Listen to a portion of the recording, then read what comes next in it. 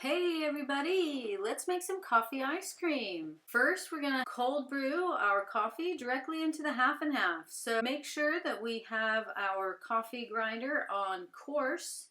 If it's not on coarse, then go ahead and dial it in so that you've got it on coarse and the cup selector on 8. Now that you have your coffee ground, you're gonna wanna measure it and make sure that you have about a cup to add to your coffee press for the cold brew process.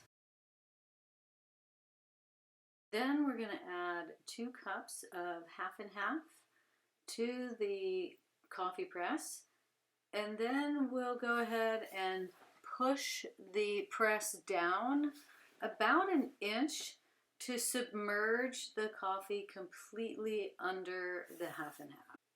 Now you're just going to go ahead and put it in the fridge and wait 24 hours at least so that you get a nice rich cold brew.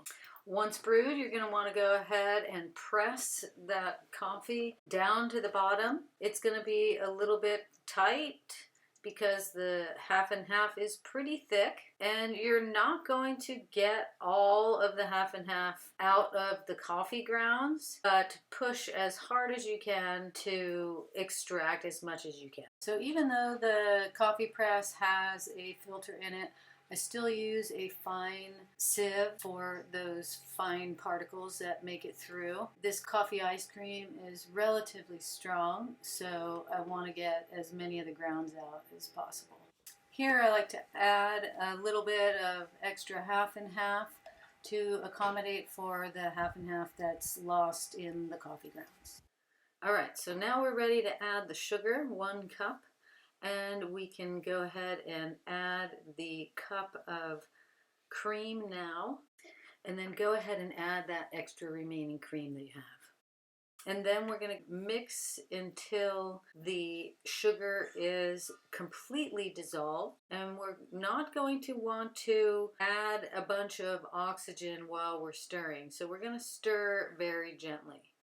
Now you might be wondering why I'm not adding heat during any of these processes, and thinking that it takes a lot less time to do so if you do it on the stovetop, but I don't like adding heat using the propane and then having to throw it back into the refrigerator to cool off, and it ends up taking more time that way and more resources of propane than it does to just patiently stir your product.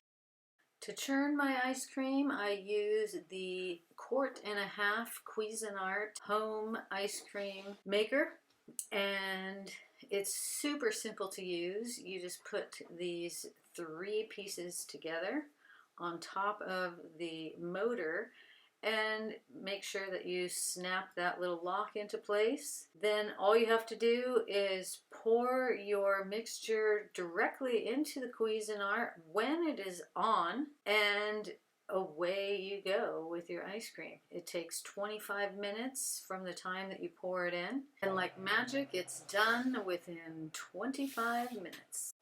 Okay, so when your ice cream is done churning, then you can go ahead and get it into some containers. If you like soft serve ice cream, then you can just eat it now. There's nothing stopping you from doing both. So I usually get about 2 pints with a little bit of extra, which allows me to have a little bit of a quality control taste check.